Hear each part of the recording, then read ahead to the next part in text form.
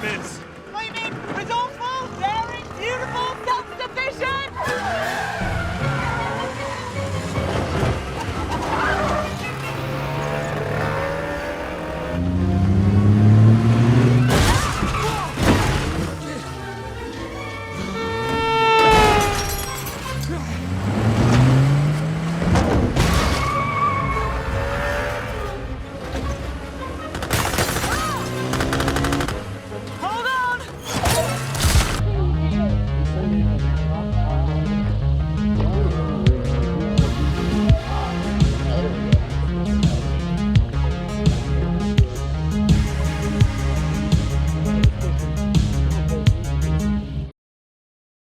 All right, welcome back to the harbor. I'm your host, the Kino Cowboy. We're still in the summer series, rocking, finishing our Indiana Jones series. It's been a long time coming. We're here. I'm back from Florida. Well, I was originally planning to record this episode in my hotel room, but thankfully we're just like, screw it, we'll do it when he gets back. And so now I'm back, and we've all seen the fifth Indiana Jones movie. And is it what you guys expected, or was it better than what you expected, or worse than what you expected? It was worse, much worse. I hated it. Okay, Casher hated it. I haven't felt that like unfulfilled by a movie I've seen in theater in a long time. It had its moments. I didn't like it. I thought the Crystal Skull was bad when I first saw it. This is 10 times worse. Huh. Okay. And you came around on Crystal Skull a little bit. Not saying it's as good as the original, of course, but I literally almost backed out of this movie the first 25 minutes of it because that's how bad that fucking CG looked. yeah, we'll talk about it. And okay. First of all, I want to say, if you walked into this or Crystal Skull thinking, I hope it lives up to the originals, you were a freaking moron. I just want to say straight off the bat, like, you're an idiot Gen Xer, nostalgia bait, Comic Con goer. All right, so get that out of your head. I saw it twice. I saw it once opening weekend, and then again yesterday, and I enjoyed it for what it was. I fair enough. had a good time both times, honestly. It has its problems. There's there's contrived elements. The neckbeards hate that there's a woman in it, but I'm not saying she's the greatest character ever, but she's serviceable. Better than Willie. What about you, Alex? I'm also on the same boat as Scott. Definitely was nowhere near close to the original trilogy. I still enjoyed it. Personally, I didn't think it was necessary, but No, it's not. I mean, it's just one of those that a lot of my issues were with the side characters, mainly Helena Shaw. Okay. Okay, yeah. The first time I went in, I was like, I don't know, I was like nervous for some reason, even though there's low stakes. I'm not emotionally invested. I was never emotionally invested. And it wasn't even something I kept saying, like, this is so unnecessary. Why do we even care about this? And then it came out. I was like, damn, it's a new Indiana Jones movie. I hope they can pull it off. Yeah. And then a lot of it, I don't. The movie to me feels very stiff. A lot of it. And as stiff as his old man bones. And watching Harrison Ford run was the best part of this movie. Dude, that looks so awkward. Yeah, some of the times when he punched people in the face, I was like, I feel like he would break his knuckles at this Or age. even like Salah's little run too, because now he has a cab company. They did my boy Sallah so wrong. The first the first 2/3 of this movie have a lot of pacing issues, I felt like. And of course, my ass was like worried the whole time watching it the first time, because it was the Dial of Destiny. So I was like really worried that we were going to get to a point where they started time traveling, and I was worried it was going to go back to like the older movies or something stupid like that. And I was really just like dreading it. And Though thankfully it was not like that. I thought for some reason I thought they were gonna go full like we're gonna revisit. Remember the old movies? No, I mean, I Oh think my that's a God. fair thing, and I think that's a fair thing that a lot of people, myself included, thought going into this movie. As the movie went on, especially the last 30 minutes, before it happens even, I'm like, okay, they're not going back to World War II. They're going full on crazy with this. But I would say overall, I think I enjoyed this more than Kingdom of the Crystal Skull. I'll say that Wow. right now. Yeah. Okay. Wow. Personally, Hey. but maybe like 10% more or something. I will say I genuinely enjoyed the last act of this movie because that's as soon as they get to the ear of Dionysus, that's when it really actually feels like an Indiana Jones movie. And Yeah. there's just not enough booby traps, though. I will say that. Mhm. And it's like the only thing they have to worry about is methane. And that's not even like a booby trap. It just happens to be in that cave and they get out. But I guess part of it does feel scene by scene. Some of it feels low stakes in this movie. And I don't like that every single area they go to, Mads is there and like doing stuff. And Mads kind of follows them around the whole movie. They lead them places, and I think Jürgen or whatever his name is, Schmidt or Voller or whatever his name is, he keeps changing it. I'm gonna call him Mads. Mads, who's Danish, but for Americans, I guess that's German. But he's got to have more dialogue than any other Jones villain, easily. Yeah, but he's still just as two-dimensional or even one-dimensional as the rest of the Jones villains.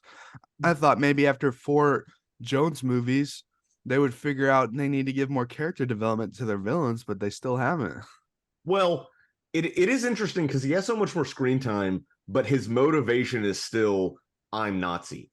And it doesn't seem like he has a personal motivation. Because here, it's a weird thing. So they establish early on in the movie that he's a true believer because he has that awkward microaggression or macroaggression with the bellhop or whatever, the server. You know what I mean? Yeah. And he's like, where are your people from? I'm from the Bronx. No, where are your people from? And it's like, this guy's a racist Nazi, audience. He's still a true believer. But they establish that. But it's like, how much of a true believer are you if your idea of going back is like, I'm going to win the war? And then it's like, how do you know you're going to win the war if you change all of history? You might, just because Hitler made different mistakes. But then we get into time travel logic. You can't think too much back. But well, if you go back and kill Hitler, which is weirdly based for a Nazi to do, but if you go back and kill Hitler, then you change the entire outcome of the war. Then you're like, well, I know what mistakes he made. Well, then you're fighting a different war. So you don't know what's going to happen.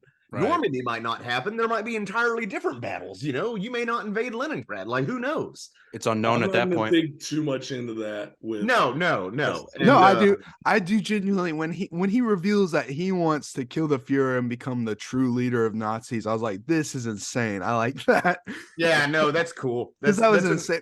My mom got out of the theater. She's like, if that guy would have gotten away with it, we would all be Nazis right now on like the entire earth. I'm like, yeah. See, that's a cool idea. That's a cool idea. I think it's cool that your mom talked about it almost like it's real. Like adoration, like, oh, what could have been. I do want to say real quick, I think one of the things that affected my watch of this is this is the worst movie theater group I've watched with. Oh, really? Really? Yeah. So it was all fucking boomers for one. Yeah, me too, mostly. But the thing is, we had a nearly empty theater. So I picked seats that I was like, no one's going to sit next to me. Everybody in that theater sat within 2 seats of me. And there was probably 15 of us max. And I had 3 different groups of fucking old people talking the entire time with the Why didn't you tell him to shut up? I did. Oh, you did? Yeah, I would fucking make a foot on all of them. I would make like shitty eye contact or fucking shush them, and they still would just be like, "Oh, sorry," and then the next thing you know, something action would have. They go, "Wow, oh no, yes, this is so interesting." Like, just fucking, I hate old people. I think that's essentially what it is. Because Well, if you hate old people, you're watching the wrong movie. dude, I left the last 6 minutes of the movie after they fucking, like, right before they kissed, and watched the rest of it from the fucking aisle before you get to the fucking door. Okay. I'm sick of hearing people talk. Wow. Mm. That's sucks, but also I'm still leaning towards your side with my taste on this movie. Oh yeah, no, I still didn't like it, but I feel like I could have at least had fun with it a little bit more if I didn't have some old biddy that, my fucking ear talking about how good Harrison Ford looks. the second time I was watching this movie, the entire movie I was like making like points in my mind of different little snippets that I could cut out myself to make this movie leaner. And it was like All of Sallah. I could cut out Yeah, like 20 minutes of the movie. It did not need to be 2.5 hours at all. No, absolutely not. Drags And down. It's a weird thing where it almost feels like a flex that first 20 minutes, which Brother. I was almost like, could you have done this in a shorter flashback and still have the same emotional impact of like, oh, well, he has this relationship with Toby Jones, Baz Luhrmann. I love Toby Jones, by the way. Baz Luhrmann.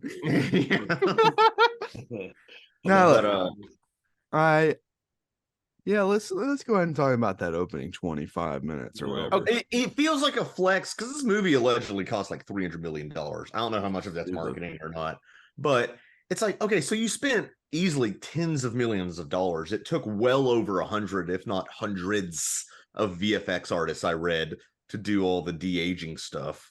And is the movie better? Do producers think audiences want that? People want to see a de-aged Indiana Jones because it worked in one scene in The Mandalorian season 2. I really do wonder. I almost polled the 60-year-olds in my audience after. I was almost like, I almost wanted to walk around like, what did you think of that movie? Maybe I should have, but I had to go. Of what does your average film goer think of that? And how much do they think of the technology? You know, my question was it the same crew that did the deep fake stuff? I mean, just like, to me, Luke Skywalker looked a lot better like in Book of Boba Fett than Harrison Ford did here. I don't know. No, I don't know. At the first time watching this going in, it's like it really affected my ability to get into the movie at first. It was just like too obvious. I should have asked my mom. She was immediately into the movie, and I was like, how at her age, because she has problems with misinformation and other things on the internet. Wondering if she like thought it was just like good makeup or something or what. I don't even know if she noticed. Yeah, I think a lot of there might be that slight uncanny valley effect in them. Mm-hmm. I think a lot of people who fall for deep fakes of, Joe Biden smoking crack in the White House or whatever Fox News is fucking peddling, giving a shit about an 8-ball in the White House. Like, people haven't been snorting 8-balls off of hookers in the West Wing since the Kennedy administration. Well, they call it the White House, my boy. Yeah. No, it's like the second time watching it, now that I knew everything what was going on, I was able to like kind of try to accept it for what it was. Like, okay, we've been using makeup and technology to make people older in movies and stuff, okay, this is the new way to do it, new generation way to do it. I'm trying to give it a fair chance, but I just wish it was even, because like indulgent. There were certain scenes where it did look fucking good as hell, and I was like, holy shit. And then there's other scenes where it looks janky PS5, and I'm like, if it was just consistent, I could maybe get behind it. But then becomes the ethical issue of other implications that just bugs the shit out of me. Of like, okay, like Governor Tarkin, he's been dead for fucking 30 years. I don't agree with this. But also Harrison Ford was alive and fully willing to do this. But I just think it's unnecessary.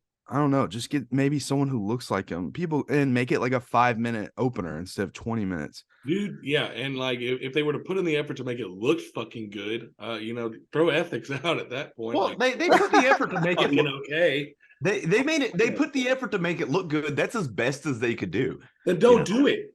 They've already gotten fucking young Han Solo. They could have got that fucking. That's what I was thinking the whole time. I was like, if they had balls, they'd put Aaron Reich or whatever his name is in Dude, it. that's what I'm saying. Like it would look. He would have looked great as like a young Indy. Yeah, I don't like. We've had movies in the past that have had younger versions of ours themselves. Yeah, but it doesn't make sense because in the first three, he's, Harrison Ford. It's not like River Phoenix going back in time, It would be further. It'd be Patriot Games looking fucking Harrison Ford, They should have just had the opening of him and his end of his marriage. They should have like made let us see like the effects of Mutt's death, which is wild to me that they included anything about Mutt and that he died. No, people were complaining. They're like, oh, they killed Mutt off screen. I actually kind of liked the emotional response we get from Indy in the middle of the movie when he talks about it.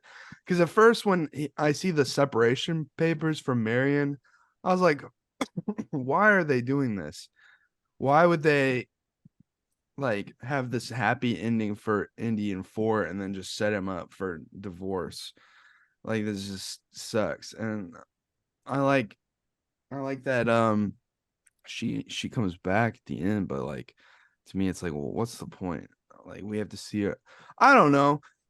It's like I always shit on Last Jedi haters because of their portrayal of Luke and this and that, and seeing your heroes like this and stuff. I'm like, dude, no, it's an interesting take on an aged hero, Luke Skywalker. I like seeing him like this and have to. We've already seen an aged fucking Indy though. I know, but I'm saying like it makes me feel like I understand some of the Last Jedi haters too much, because it's like it's almost a pain. I don't want to see my fucking favorite hero all old, 80 years old and fucking retiring by himself alone and shit. It's almost too depressing. Mm-hmm. Dude, what was more depressing for me is that Sallah's a fucking cab driver. Gives a shit. Why you were really? I don't know why that pissed me off. Well, yeah, I was like let's take the biggest stereotype for Arabics moving to the U.S. and let's have. Dude, what if he was at like a gas? He was working at 7-Eleven. I don't know. Terrible. It just feels like Indy could have thrown him a bone. He did. He moved him. Yeah, moved him here. North Africa was getting screwed by Rommel in World War II, and he got him the heck out. I don't know. I don't like that. I like Sallah being Sallah. I don't like. I think Sallah. By the way, I think Sallah was completely pointless in this movie. Yeah, there was no fucking point. Like I'm trying to think of what he did in the scenes he was in. He brought him his shit. A glorified cameo. He punched that one dude in the face, and all of that, and was like, "Give him hell, Indiana Jones." And they had that joke where he almost got hit by a car, which is how the movie should have ended. But no, there was absolutely no point other than nostalgia bait. And it's weird because they were like, John Rhys-Davies, I think, said that he didn't have enough to do in the Crystal Skull script. Yeah. He was like, so I don't want to be in that. And I guess now that he's older, his Lord of the Rings money has dried up more. So he's like, all right, let me get a cool $1 million from a few days of shooting. I feel like maybe they were gonna have him do more, but I don't think his health is the best. John Rhys-Davies? No. Yeah. No. Also, it's 2023 and we got a British dude playing an Egyptian, so it's like, oh, I was thinking that too. Yeah, his grandkids are like 3 times as dark as him. I actually read an interview with Karen Allen, and she was disappointed too that she didn't have much to do at all from what she read in the script. I mean, would you have liked to see her more? They said she said originally it was going to be more of an Indy and Marion kind of story when it was Spielberg doing it. And that's the thing, is that all the other movies at least give Indy a companion that is like has his back at all times. And that's one of my problems with the movie, is that you don't trust or kind of even like Helena for the first like half at least of the movie. And it bums me out because the whole time he's like desperately trying to keep her on his side. And it's just like he needed at least one companion that he could always trust in, because it just bugs me because he's 80 years old out here risking his life and shit. And I don't know. He needs someone to change his colostomy. No, it's just like Marion. I feel like Helena's arc is very similar to Indy's arc in Temple of Doom. I was thinking that also. I get that's the point, fortune and glory and all that, but like I don't know, she didn't have to like lock the door when at the beginning when she's trying to escape, and like she didn't have to, I don't know. Because she did have an existing. This is his godfather. I mean, her godfather. Yeah. At the end of the day, so I understand her trying to be capitalistic and get the Antikythera. That's a real thing, by the way. It is. They're not 100% sure. They think it's some kind of mechanical computer to probably not time travel. I'm not an archaeologist, but she is like a complete like anti-Indy, whereas Indy's like searching for these like antiquities to bring to a museum, fucking colonizing shit. You've got Helena, who's like fully like, I'm about the dollar, I'm about to take care of myself, everybody's left me type thing.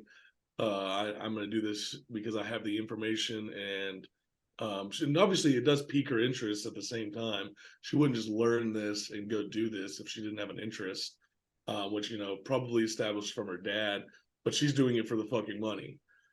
She's grave robbing for money. Indy's grave robbing for glory. Yeah, but I didn't like Helena much the first time. The second time, I actually got to really see her. Her arc was a little more clear to me, and by the end of it, she is saving Indy and trying to do all this stuff. And he does point out, it's like, well, you memorized all this shit that if you were just in it for the money, you wouldn't have bothered memorizing all this. Like, obviously you care about. That's what I was saying. I know, it's just like I said that. And then I don't know. So I like her a little bit more this time, but I do wish that Indy would have had like a Sallah or somebody that would have had his back or something. I don't know. Well, he had Teddy. Yeah, well, Diet. I'm not gonna lie to you. I like Helena. That was probably the only character I really enjoyed. Teddy or Helena? Helena. Okay. I actually really enjoyed Diet Short Round. Here's my suggestion to make the movie better. Teddy, keep that character. Don't change anything, but get Kehe Kwan to play the character. And don't de-age him or anything. Just get him to play don't explain it. Just put him in the movie as a 12-year-old Moroccan boy and let it go. I personally would have loved to see him in this movie, honestly. It just he didn't win his Oscar yet, though, so he couldn't be in it. He wasn't famous yet. No. I don't know. Not. I don't think there would have been any point to have him in it, but yeah. I don't. Yeah, the boy was okay, it feels like I'm stepping on couscous. Sorry, go ahead. He didn't serve much of a purpose except for flying the plane, I guess. And for some reason, they very lazily. I caught it on a second viewing because it was such a throwaway thing. During the auction, when we first see him, he's talking to that pilot and like play piloting. Yeah. For some reason, it kind of reminds me of Snakes on a Plane when Kenan Thompson is playing a flight simulator on his PSP, and then he has to land the plane at the end. Well, it's like, why are you playing pretend pilot at this auction? In because he's 13 and probably bored. Yeah, but it's just like because they didn't have Microsoft Flight Simulator. Do that at your house. I don't know. It's a weird thing. What else does he have? He's an orphan. What I thought was interesting about that character, though, was how he was the one that killed the big guy, unlike Indy. I did like that. It was a good dark as shit. I thought it was a nice little twist. That's a brutal way to go, too. Oh yeah, drowning. Yeah. I did not like Antonio Banderas little. Oh yeah. Oh, and he got wasted. First of all, there. In Hollywood is like, we need a Spaniard, get Antonio on the horn. That's very much it. I give no fucks. Bring me Puss in Boots every time. Bring me Puss in Boots. And I like Antonio. And I love him too. But it is weird. It's weird when you see an actor of his caliber in such a throwaway character role. Yeah, no, for sure. Which was kind of spoilers for Uncharted. This movie is better than Uncharted, at least. But his character kind of dies half the way through Uncharted, and then they give the villain to some actress I've never heard of and haven't seen since. So I'm almost like, you could have just had Antonio Banderas like be a good actor through the whole movie instead of this weird. I think that dude just fucking phones it in for his roles. You think Antonio does? Yeah, except right nowadays, except for Puss in Boots, which is his moneymaker. That's fair. I mean, he's old, and it was probably a couple days of shooting wherever. And he was probably jet lagged. He's like, I'm just trying to go back to Malaga to my hot tub. Yeah, that's fair. I do really like that they incorporated the frogmen, like the Commando frogmen from like. I don't care. They're cool. I know. To me, it was just like I really do enjoy like that whole concept of like I'm harsher on fucking diving. It's cool.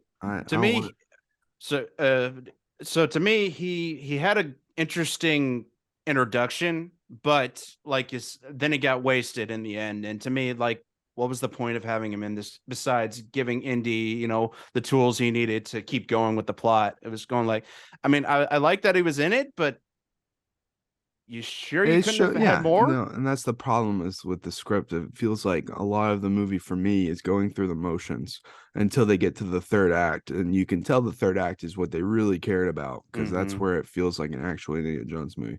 For me personally, a lot of this movie was a slog and it feels really stiff. And I don't want to completely shit on it because there's some parts I do like, but just dude, the chase scene in what's that Tangier? city in Tangier, dude. That Tangiers, to me, that scene doesn't work at all. It's okay. It was all right. It feels like all right. Let's have a. It goes on so long. It goes on too long. Okay. For some reason, and maybe I'm the Reddit incel here. When Phoebe Waller-Bridge, Helena jumps onto that car and smashes out the window and stuff. I don't know. I guess she looks like she has such stick thin arms as opposed to like 30-year-old Harrison Ford. I'm kind of like, how is she holding on? And then like the big Russian dude, she's like smashing his hand. I'm like, dude, I feel like that guy would like rip your head off. But it's funny you say that because if you ever see her in her TV show, which she's famous from, Fleabag, yeah, she looks like she's not like this athletic fucking woman. So it was really odd for her casting to me. It's like I've only ever seen her in Fleabag. I've only ever seen her be like this prissy Brit, and now we've got her as like the action star of a fucking indie film, and it's just weird. Every single action scene in this movie could have been cut down by half. Yeah, and way better. And it's just like, why? No, it felt like there was a lot, and I like the concept of you're in Tangier. But you're driving tuk-tuks, these shitty little tuk-tuks. I love that probably cost the equivalent of like 10,000 today to make. And then you're going through these real like 1,000-year-old narrow streets. I like that. And it's able to kind of echo, say, the Egypt chase or something while doing new. But you're right, it goes on too long. And it felt like it could, if it was condensed and then had more very specific action beats. Right. And if it maybe the whole time I'm watching that, I'm reminded that, oh yeah, this is not Spielberg. Spielberg wouldn't have done it like this. He would have blocked it differently. He would have had different little mini objectives like he does in the other action scenes. Yeah, that's the problem with it. And that's the problem with a lot of action movies. And that's the problem. Is like, this is not Spielberg. The whole time it felt like, okay, this is a different director, and it shows. And because he just would have done shit differently. And to me, it's like, why make an Indiana Jones movie without Spielberg? I don't know. But I gave it the benefit of the doubt. But it just shows, because it's just like every other action sequence in every other action movie blockbuster this day. And on top of that, it looks like every other blockbuster. It's piss fucking yellow during that scene. And it's like, but how are we going to know they're in North Africa?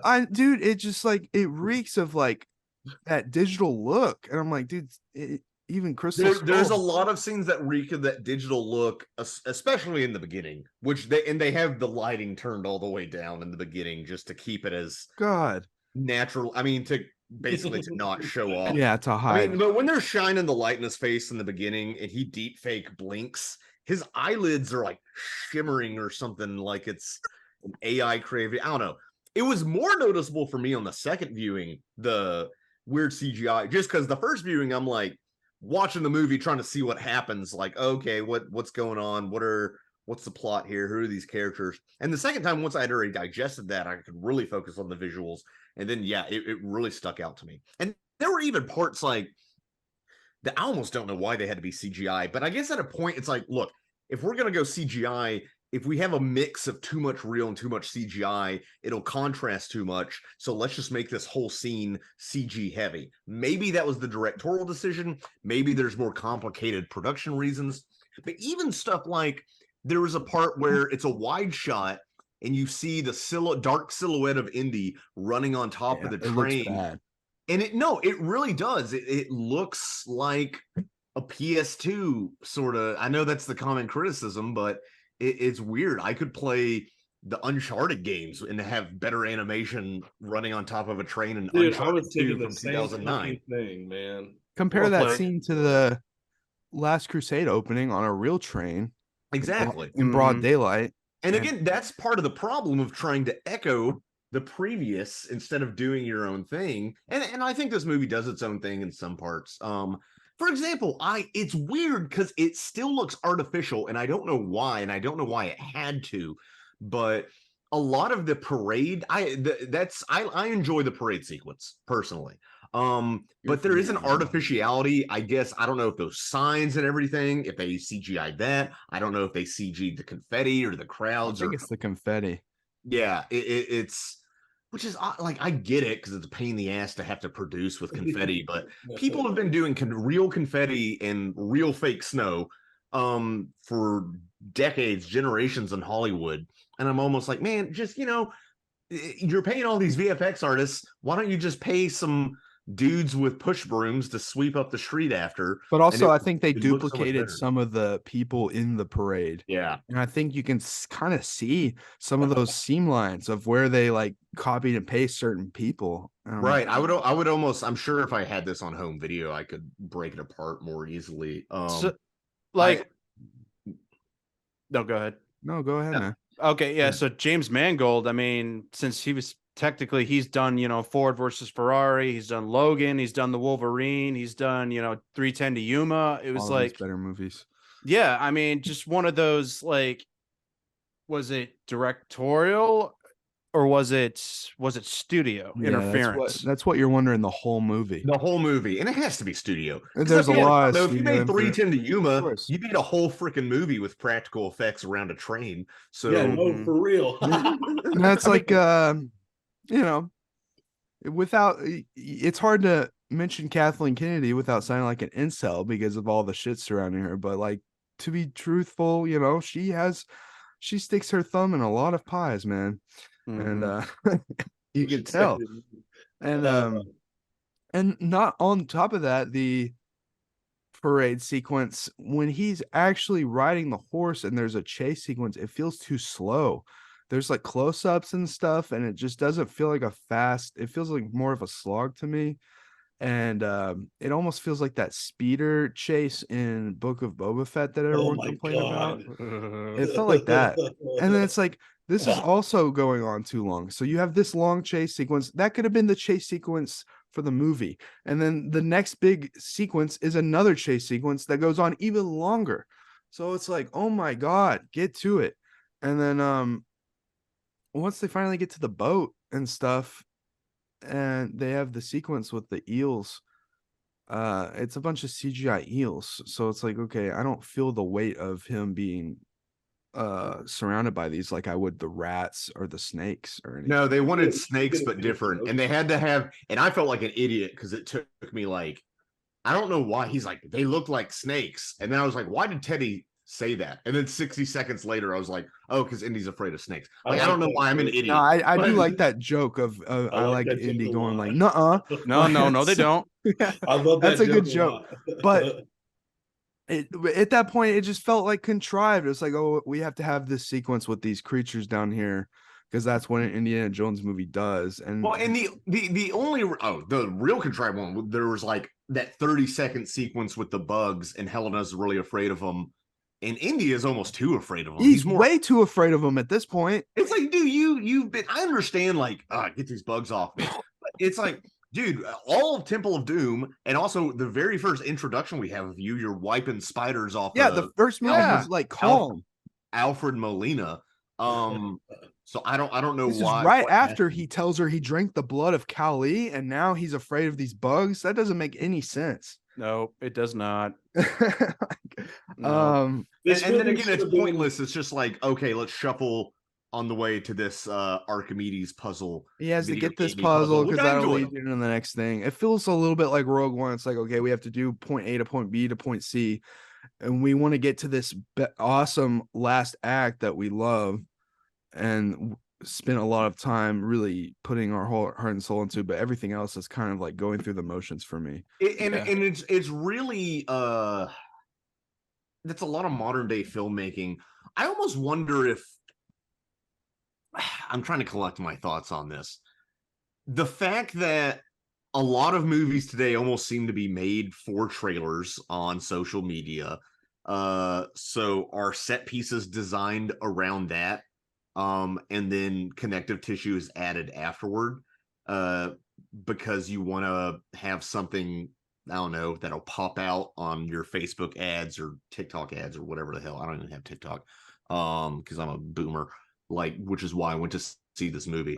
But I don't know. And I mean, even the whole eel scene, it felt like, okay, let's go do this and we'll have some snake-like things, but make it different. And then the only point we really have here, because it's not really difficult, they don't really encounter a lot of trouble. It's just kind of like, these dang eels down there. Yeah, exactly.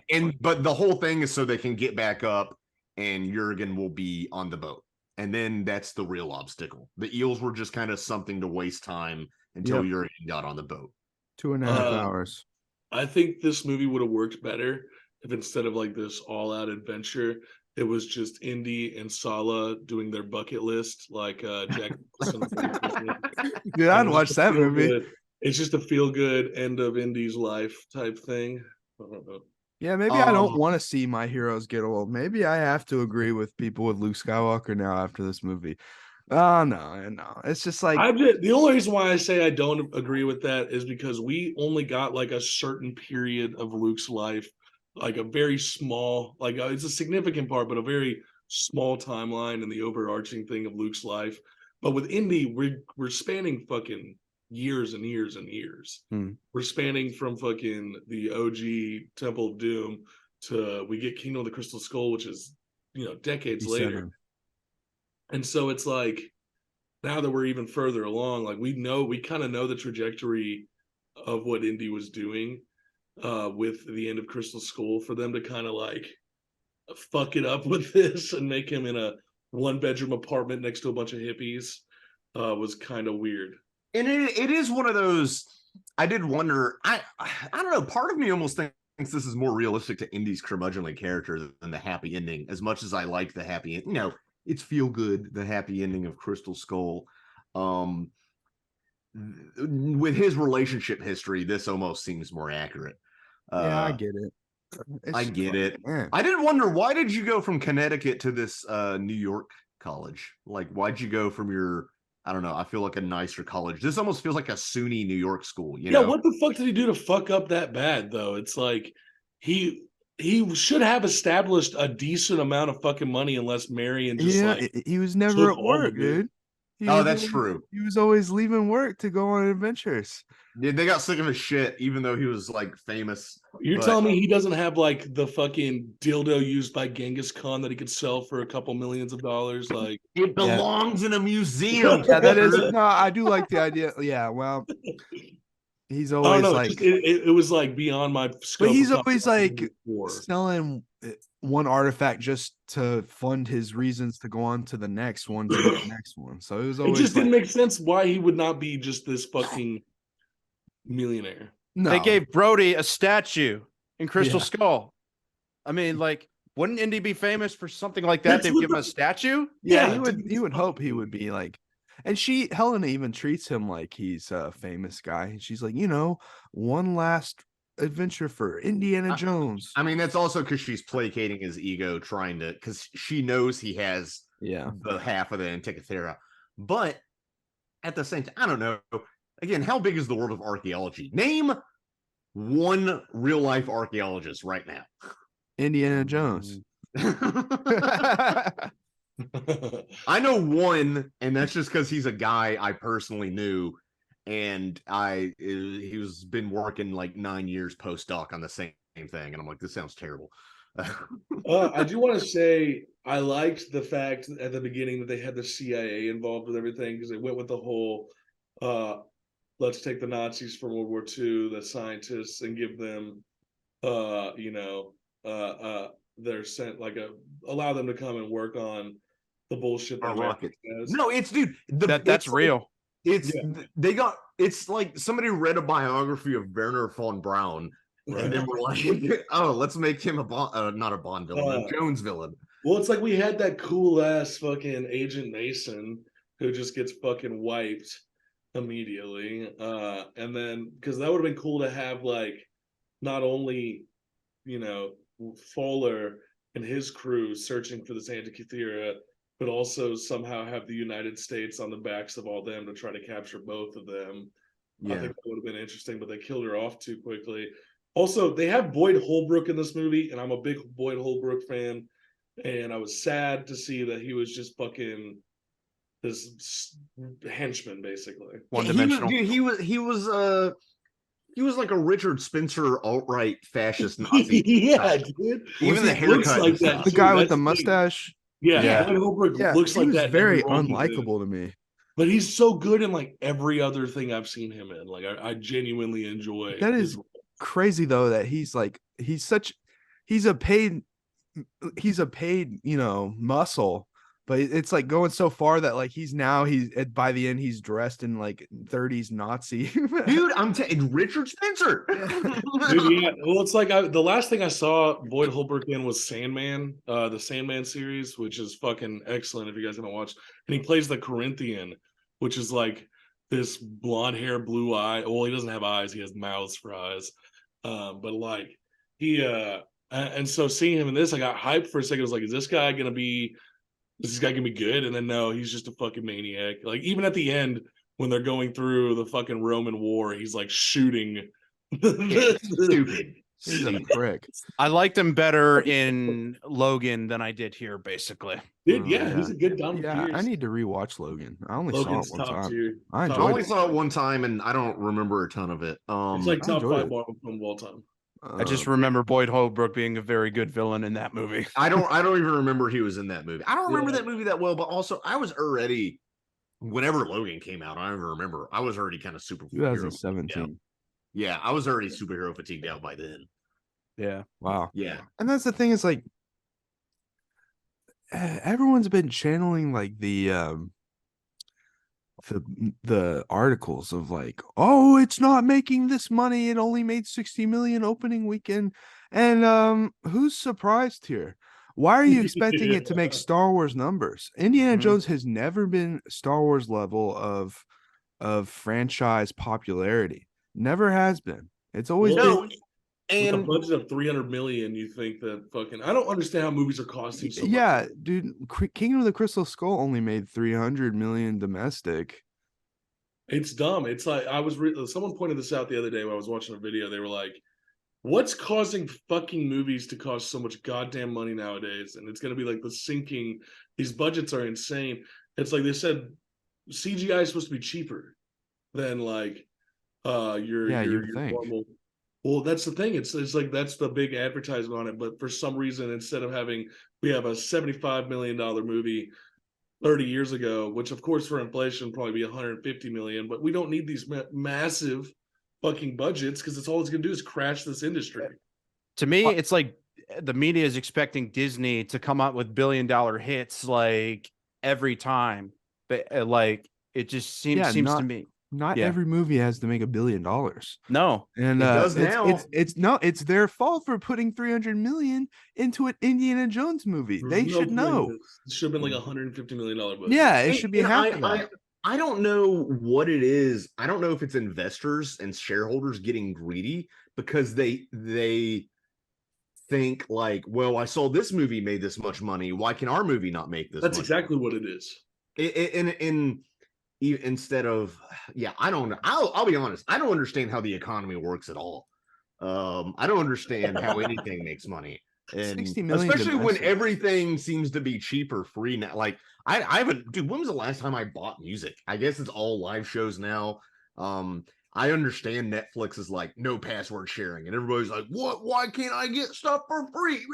And I'm like, dude, I kind of get it though. Yeah. I just think that the state of how cinema is right now, they're pumping all these money into these massive things, and it's just causing more and more projects to be canceled, more and more projects to. Yeah. Oh, yeah. I think it's gonna unplug. burst. I think it will. It's gonna burst. It already is, and I think COVID accelerated. And also, here's the thing: we are nerds who have a film podcast. We are not your average film goers. I will go see, and I'll admit, I pay for the AMC subscription, and that if there's a movie not coming to AMC, I'm less likely to see it. And I'll be honest. And I think a lot of people have that mentality, but with streaming. And I think a lot of people, because they know it's ridiculous that this movie is coming out, they don't feel the need to see it in theaters, and they're gonna wait. And it is harder to get people in the theater. And you have older people, and then you have older people coming to the theater. But I do think like you certainly haven't gotten new blood in with the Indiana Jones franchise. There's no, people under 25, I think, who are really into Indiana Jones. They should be, but they aren't.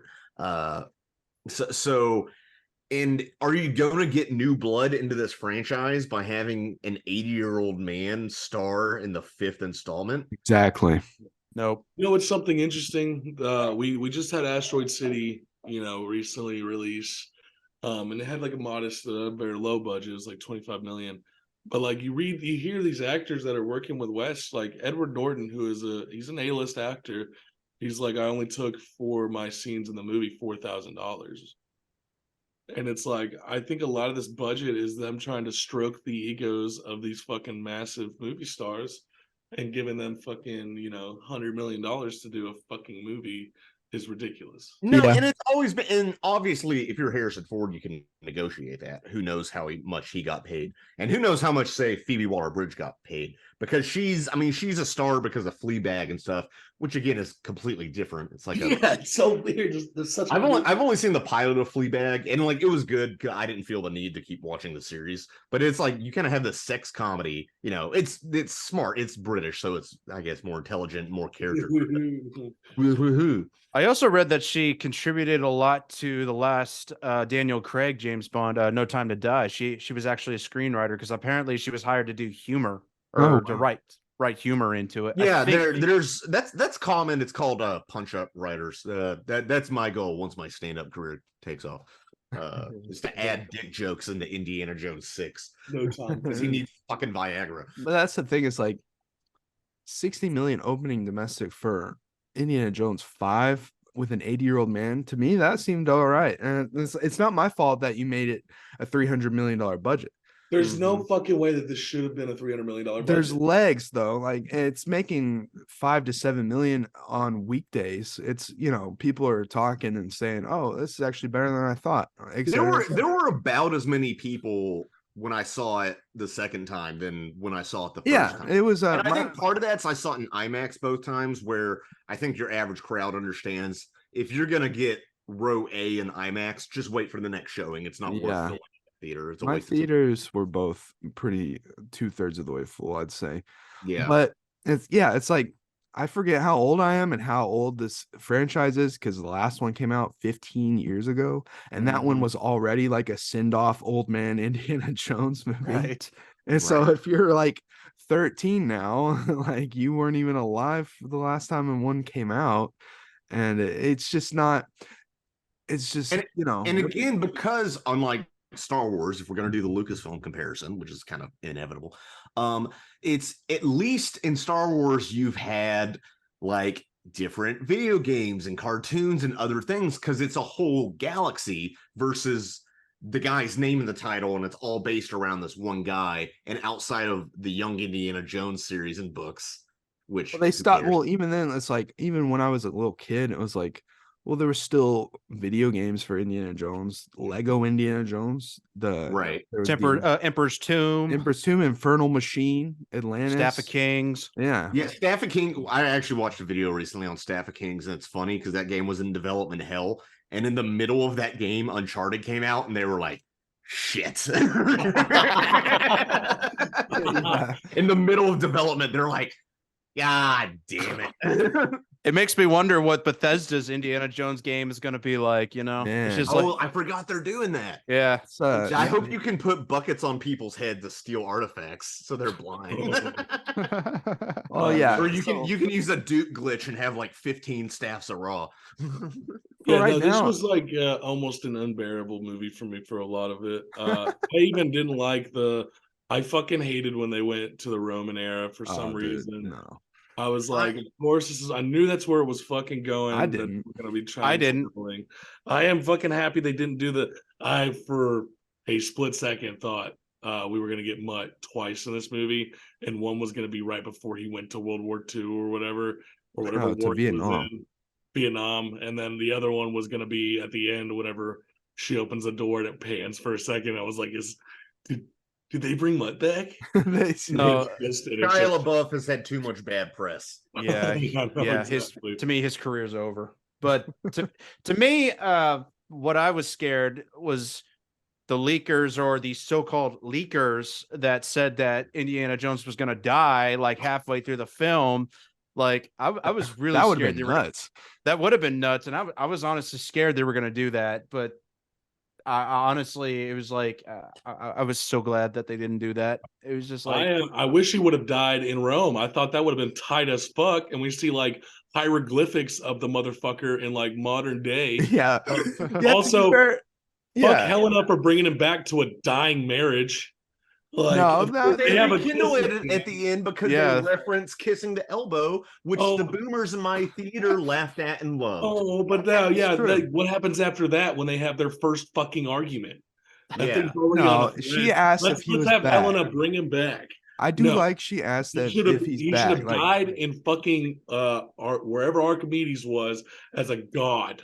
Syracuse. Shut the fuck up. Yeah, the Sicilian War. I thought, what if he dies here, and the corpse they found with the watch isn't Archimedes? That would have been sick. I would have been into that. I was fine with either way they could have gone, because I'm sick of watching old heroes die off like Luke Skywalker and fucking Han Solo. I'm just but if Harrison Ford stayed alive, what if it like he didn't die from his wound, and it showed like a scene of him for the next 10 years living with the fucking famous philosophers in like full Greek garb, but still having his hat on. And then in Indiana 6, he has to do stuff with the Greek gods, because all gods are real. So Zeus is real. I just would have been so fucking into him dying with the Archimedes and everybody. Well, that's the thing. Feels like the most fitting end, because he regardless of like if he's in love with Marion or not.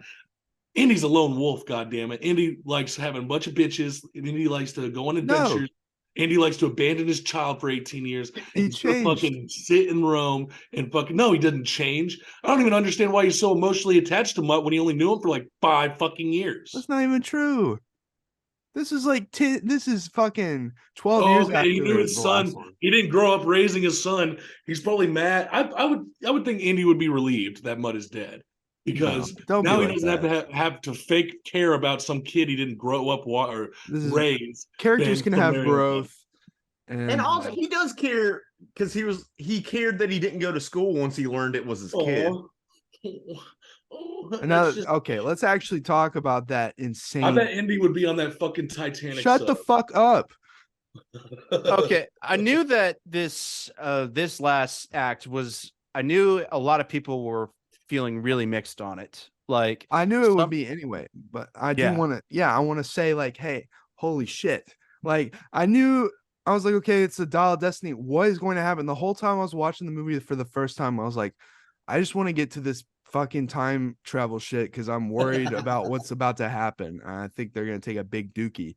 And thankfully, of all the ways they could have done time travel, it was a cool way of like, oh, this thing kind of points to a fracture in our world that will take you to a different time. It's not like Right. it's not like I'm sitting in this room and it's gonna fucking go backwards or something. Right, which I guess scientists had never discovered before, or maybe that's why the Bermuda Triangle claims to. Yeah, exactly. Yeah. Because they had always talked. Spielberg had talked about possibly doing a Bermuda Triangle thing before, See, that would have been sick. and then also like the Lancelogenus, which was in the movie briefly, and I'm afraid that's a setup for a Helena Shaw movie because it's still out there. I think we could do a Helena Shaw Disney Plus series. Oh, brother. No, But no, let's the when he's like saying like we're going back to 1939, I was like, okay, this could be interesting. We're gonna see some more World War II stuff, but Indy's gonna be the age he is now, so it doesn't have to be the age. And they're gonna have to like sneak around and do some cool espionage shit in 1939. Okay, and then when they do go through the portal and he's talking about continental drift, my mind's like, there's no way. There's no way they're about to do this. And then when they go through and you see the ships come in and then you realize they're Roman ships, dude, my you should have seen my face in the theater. I was like, what the fuck is going I was sitting next to our friend Matt, and we looked at each other and we're like, oh man. And here's the thing, we like it when a movie goes full R word. Yeah, That's full how we are. stupid moronic schlock. And that's why I was like, for a second, my brain, I was like, am I in or am I out on this? And then I was like, you know what? Fuck it. I'm in. Why I'm not? in. And why?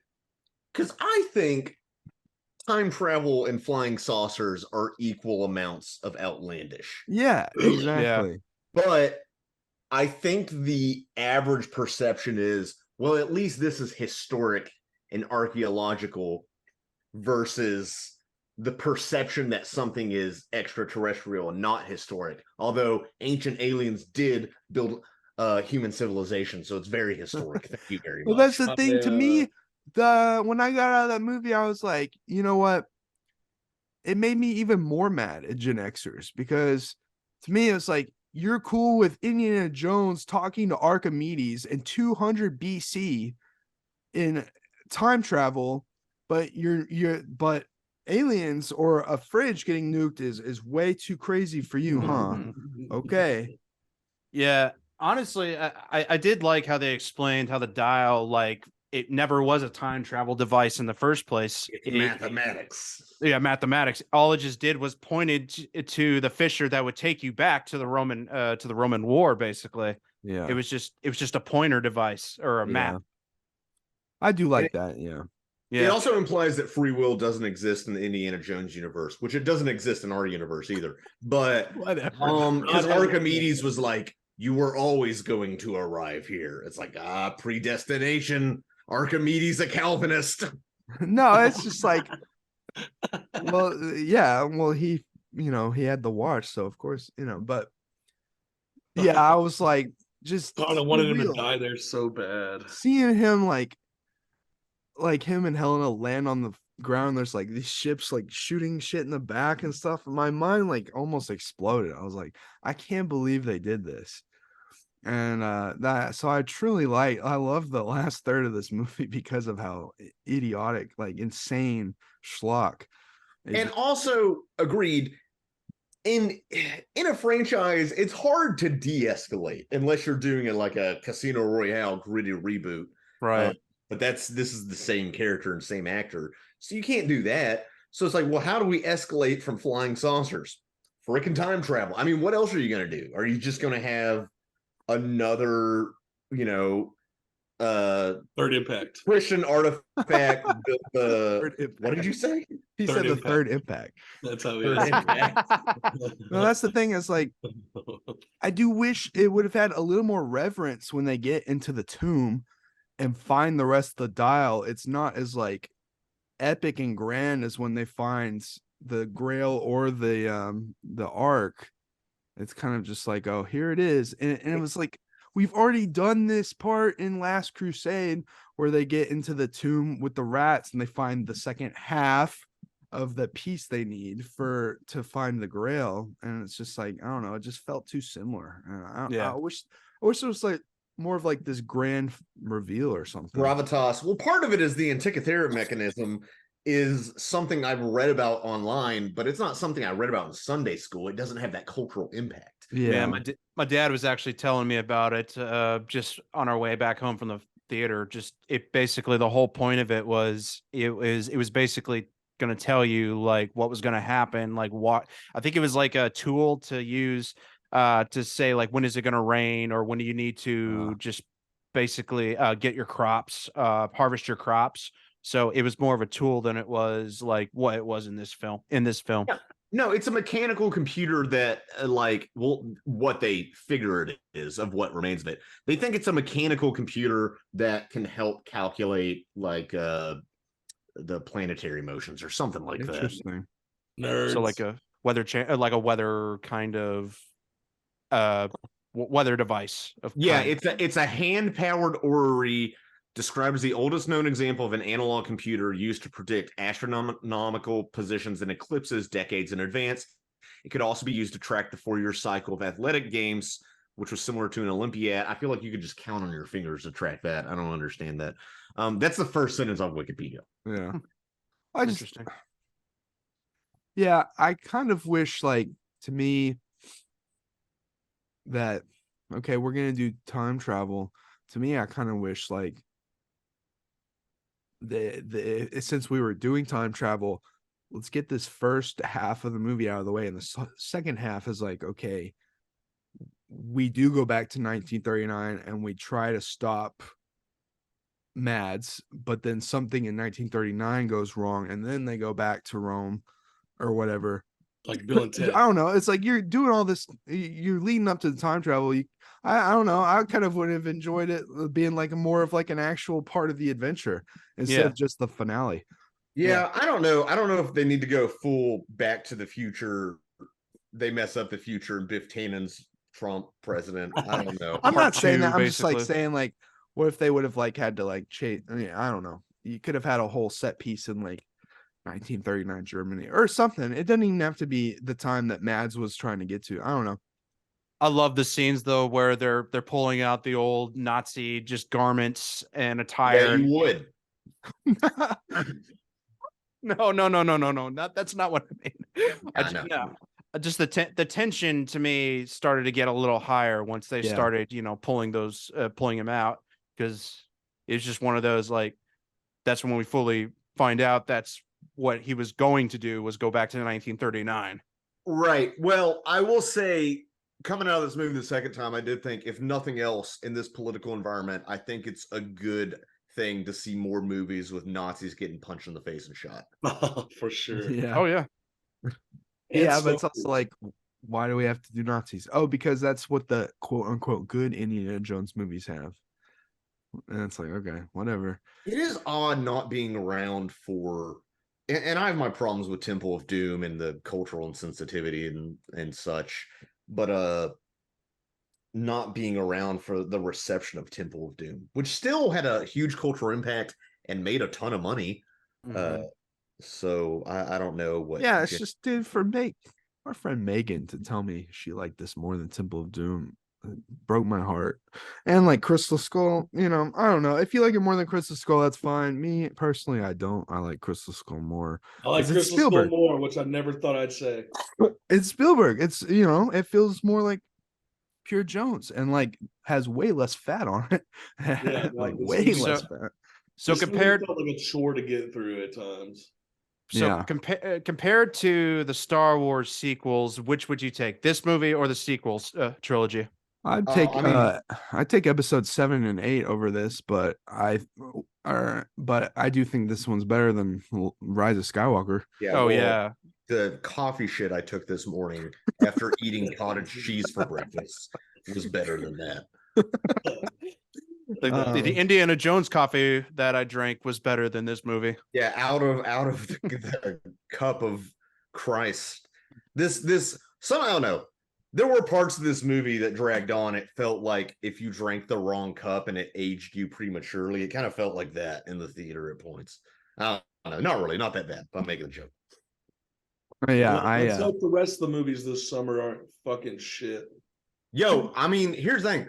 I think we're gonna get a ton of great practical stunts and stuff from the next Mission Impossible. Damn James Mangold for having the audacity to say that they used as little CG as possible in this movie. That's not true. That's not true in the slightest. No. What kind of shit is that? No, you didn't have to CG eels. A lot of the stuff, even the stuff like I know when he's on the horse, I can tell it's CG, and in my head, I'm almost like, why didn't they just use a stunt double for this? It's like a whole movie of watching Harrison and Sallah, or Harrison and fucking John Rhys-Davies running through crowds again, because it's watching old men run is the funniest shit on the fucking planet. Is it like in The Descendants when you see George Clooney run with his flip-flops down the hills? Yeah, it's just like trying to be as fast as possible. But maybe we should do a Descendants episode sometime. Ever. That's an underrated, underseen movie. There's an yeah, there's plenty of stuff I do like in the movie, especially the whole third act. I'm all in on. I enjoyed that. It's just I just wish it just goes to show how talented of a director Spielberg is and how he knows exactly how to block and move things along and set everything up. And I feel like this just shows that it should have stayed a Spielberg franchise. And unless they wanted to James Bond it, which they're too coward to do, and just do new adventures with different actors and have different, directors, then it would totally work. But if you're trying to do the Harrison Ford thing, $29.99, that'd be cool. No, I'm just saying, like, if I would have totally, like, we have the original run with Harrison. Okay, now we're gonna have this different take. And like I said, the dude from Stranger Things, he should be the next Indiana Jones if they were gonna do it. Yeah. Can I wonder if he can convey the professorial elements? Well, that's the thing. You got to be able to play two characters. No, that's the thing is, like, James Bond can have a different kind of take. It can be a little bit different if they want it to be. What's his name? That actor, David Harbour. David Harbour. Yeah, I think he'd be a great Indiana Jones, and they could do like shit from like the games, like Atlantis or something, or hell, the I want to know, because it's the Indiana Jones universe, and since it's the Indiana Jones universe, all religions are true and everything is real, and whether you're Hindu or Christian or whatever. So I want to know what actual power the Lancelotogenists would have in this universe. Like, what would Hitler use it for? That is true, because all the Lancelotogenists, I don't know the lore behind it, but all it was is when they crucified somebody, your lungs filled with water, and they poked him in the side to see if he was dead, and like water mixed with blood came out. You should read up on how crucifixion actually works. You actually asphyxiate to death over hours. It's gnarly. Yeah, it is gnarly. But it's like, obviously we've seen the Lancelotogenists and what it's used for in other franchises like Evangelion, but no, but it's keep Lilith impaled, dude. And I'm glad Harrison Ford got one last little adventure, but it was unnecessary. And it does feel, even in interviews, he talks about the crew supporting him in his old age and the crew. And I almost wonder, like, he's going through some like end of life crisis at almost. Yeah, he is. And I understand, dude. You're like an aged sex icon, yeah, that'd be cool. No, honestly, and feeling supported and gracious, and that has to be part of the reason he added on to this. But and again, it does feel redundant after we already did the like old man, almost the prototypical old man reboot in Crystal Skull. Which is why, I mean, again, I view this almost like fan fiction. Yeah, and to be fair to Harrison Ford, no other 80-year-old man could be an focused action hero in a movie like this. Like, it works because it's Harrison Ford. He's aged so well. Yeah, I mean, Stallone and Schwarzenegger still look good, but they're on TRT. And I mean, Harrison might be too. It's actually pretty common these days. Yeah, but I'm saying, like, this is like unlike any other thing. Like, even the new Expendables movie, Stallone's just got a minor part in. He can't do it anymore. It's Jason Statham who's kind of taken over the mantle. God, I forgot. Not that we need another Expendables movie, but So those movies are horribly cut and shot. I know. I watched some of the first one on TV because I didn't see them in theaters originally because it didn't get that great reviews. I was like, I can skip it. But it is again that not knowing how to stage and block and do establishing shots and all those seemingly minor things that Spielberg does. I remember I saw Spielberg talking recently of he doesn't feel like he has a style because unlike Wes Anderson or Scorsese or something, they have very distinct, or Kubrick, they have very distinct visual styles. And I think his is just more unobtrusive. So it's not in your face, it's subtler, and there's more verisimilitude. But I almost think that's more impressive that you can do that instead of a Wes Anderson being like, look at me, look at this, there's a theater curtain. No, him and Lucas block stuff very similarly. It's very classic Hollywood looking blocking, but it's like I can watch their blocking style and I'm like, yeah, this just makes sense in every single way for the way they wanted to do this scene. Substance over style almost. Yeah, and like you can even see when you watch the Clone Wars, that's like, okay, we're trying to emulate this blocking style in the Clone Wars, even though it's animated. And that's why the Clone Wars action works so well, is because they're doing the Lucas. Are you talking about the show? Yeah. Okay. What else?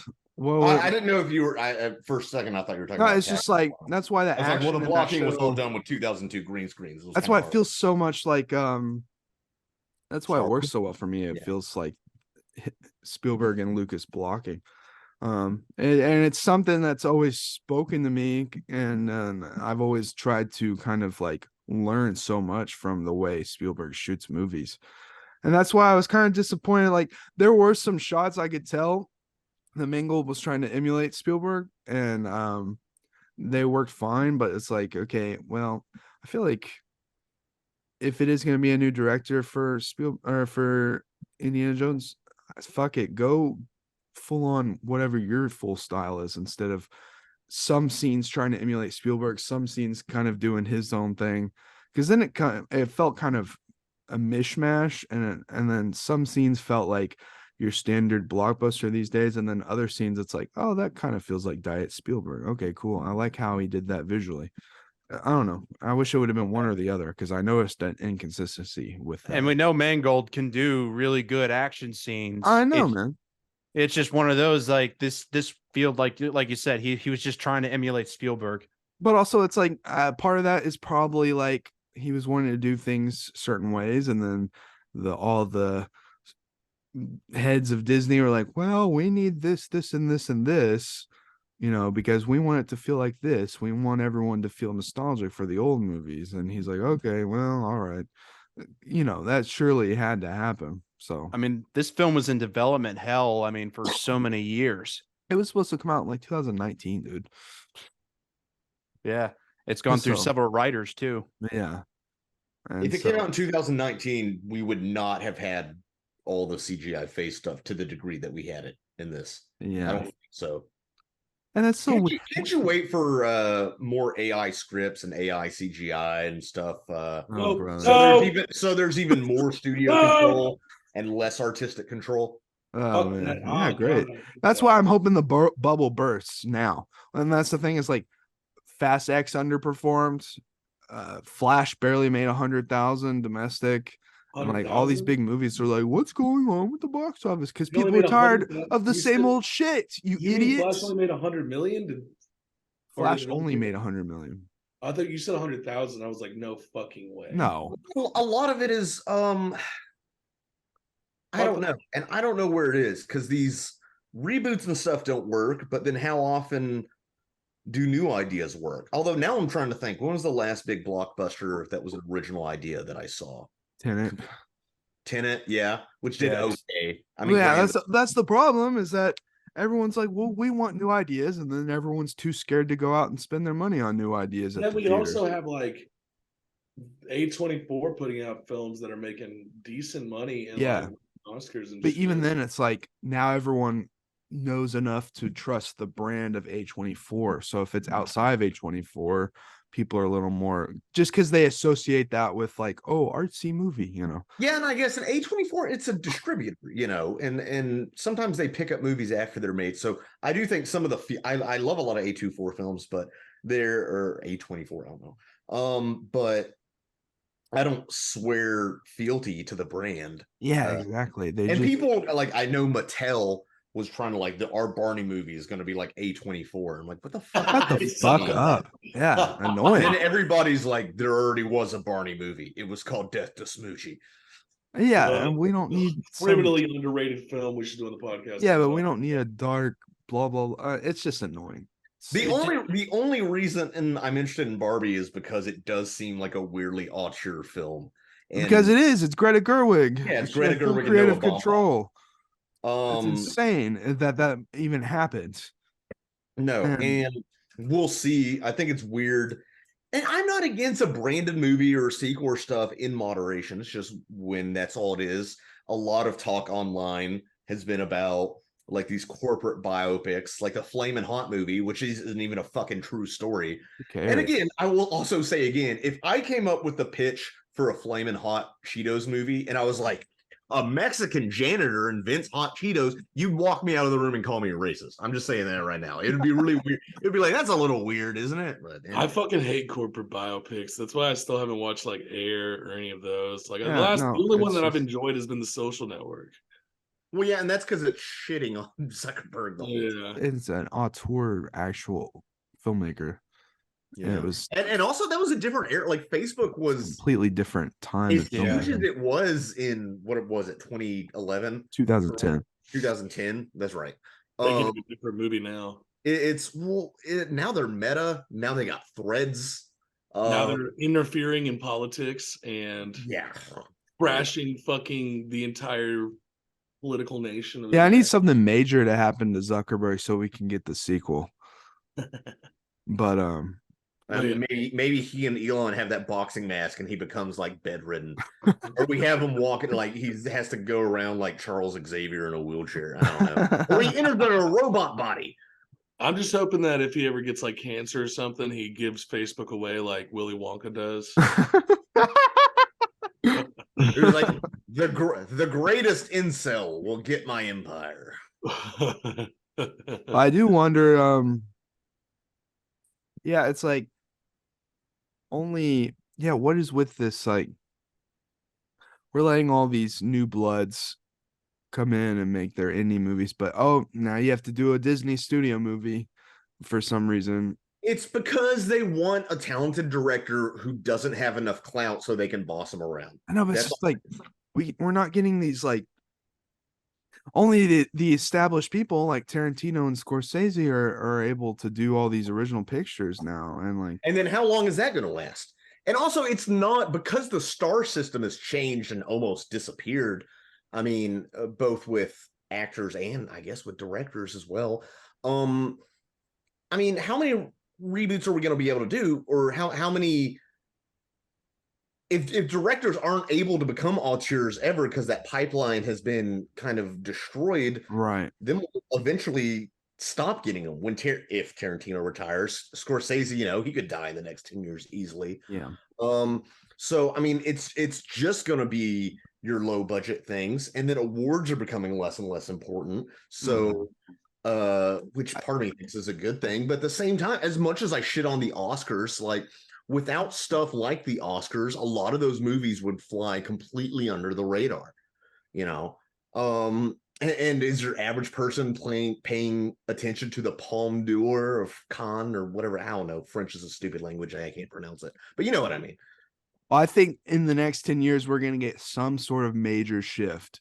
I don't know what it's going to be, but we have a writer's strike going on right now. We have that, and like I think the in-game big studios are gonna want to be able to like make AI CG movies with dead actors and evil shit like that.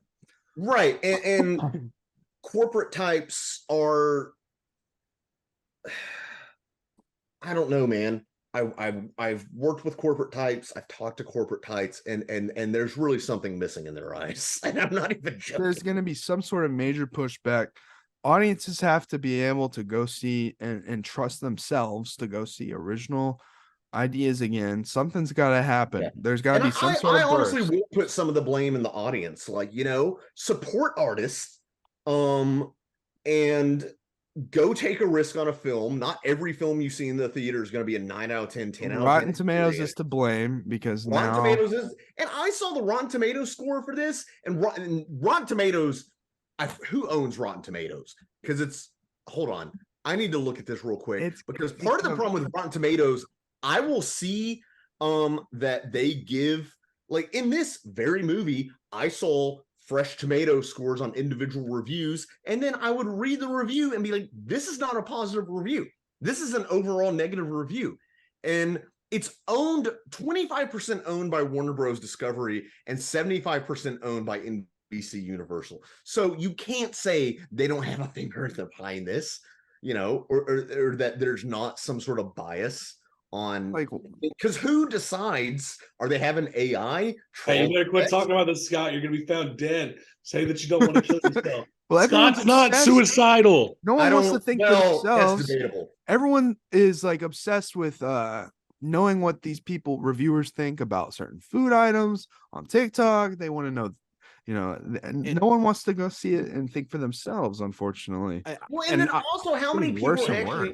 And with Rotten Tomatoes, how many people are actually reading the fucking reviews and contextualizing it? And for some reason, even to this day, even though this site has been around for a long time, people are like, "Oh, that this has a 68%. Oh, that means it's a 68 out of 100." No, it means 68% of these critics thought it was at least decent enough to give it a positive score. Like, plus, it doesn't even matter. People are bad at math. People are so stupid. I think the pandemic really drove this home. People cannot think statistically. People don't think in terms of numbers. They can't do it. We have too many cognitive biases, and we navigate too much by heuristics and emotion. See, I used to be part of the crew that would listen to what others would say. So I would listen to people like Nostalgia Crit or Doug Walker, or I used to listen to Chris Stuckman. I used to listen to Jeremy Johns. Like people, big YouTubers out there that I just relied on whether I saw films or not, and then just, see what Rotten Tomatoes thought. But it was like, I guess it was during the pandemic that I learned that I can't just rely on other people to tell me what to see. I have to think of opinions for myself. Of course. We all go through that. With all due respect, I think the three people you mentioned have bland ass taste.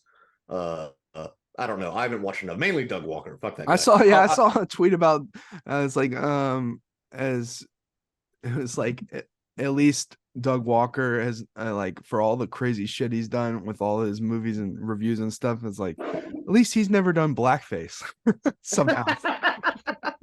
Doug Walker to like me, something he'd do.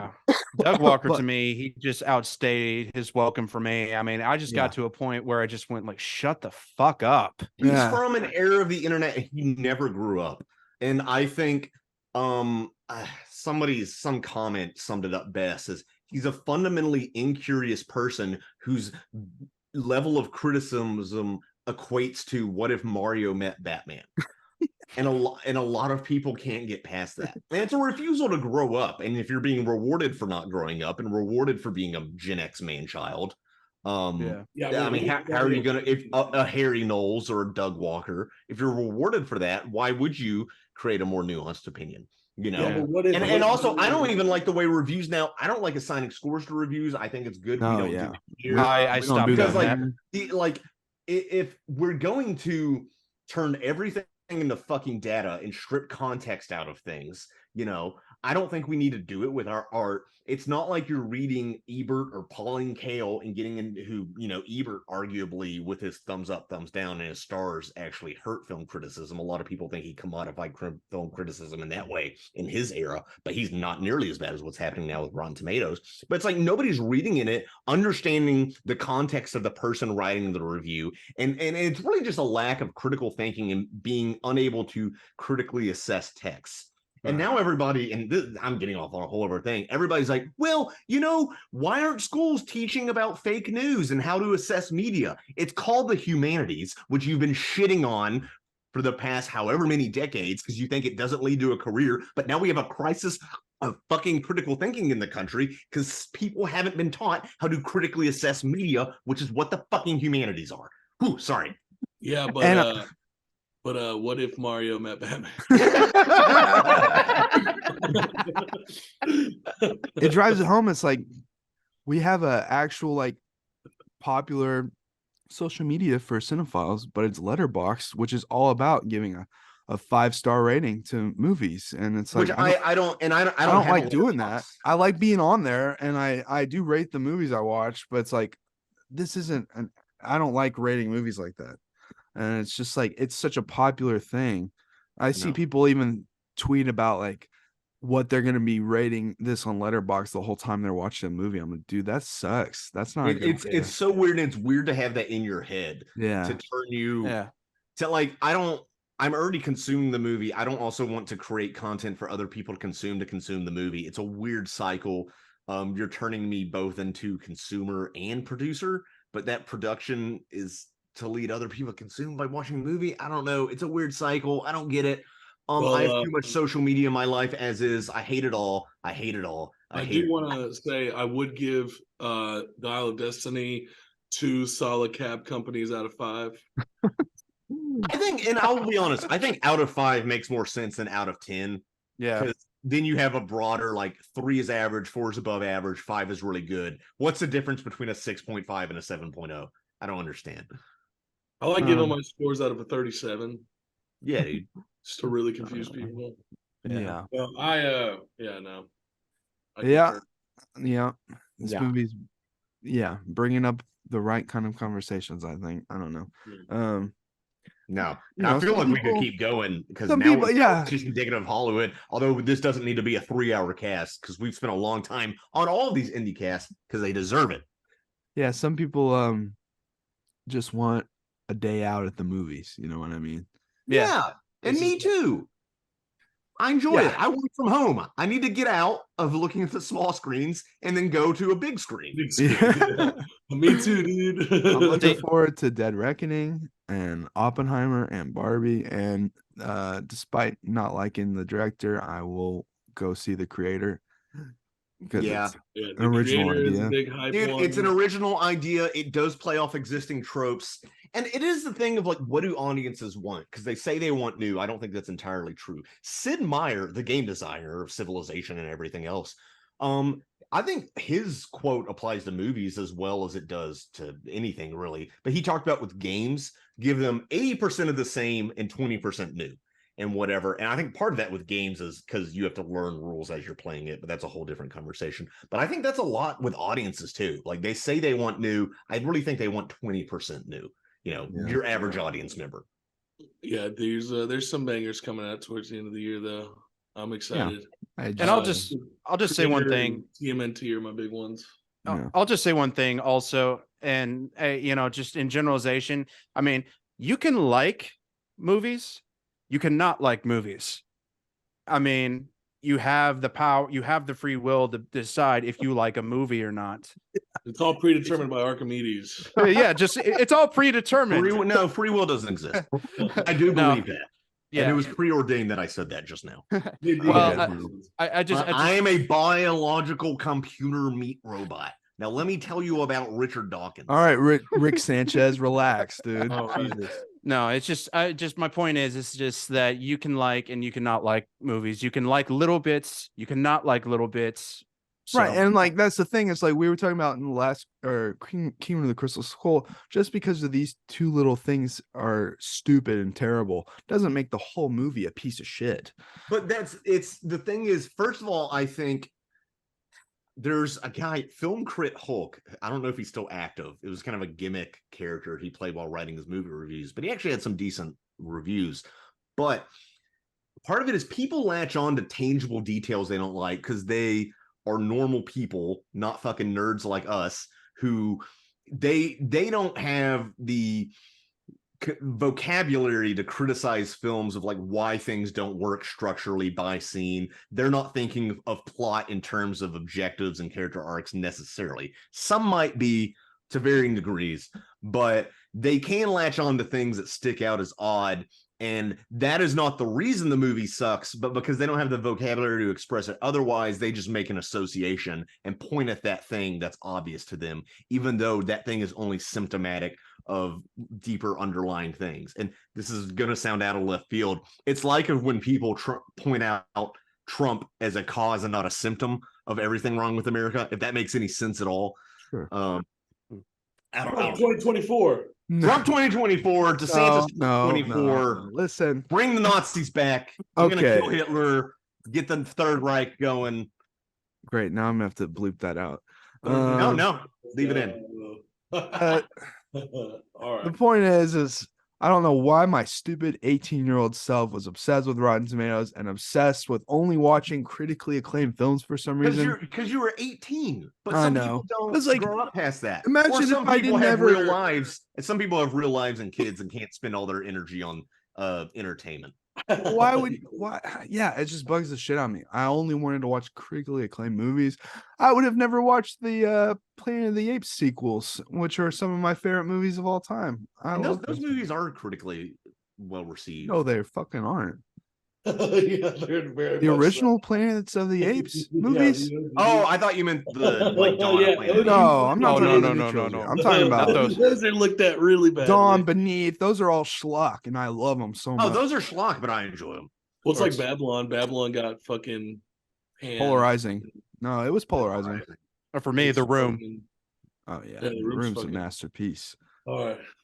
Anyway, thanks for watching, everybody. This brought out a lot of stuff. Yeah, that dude, we- I started ranting about the American educational system. I kind of went off. I don't know. I went weird places in this. Yeah, the movie.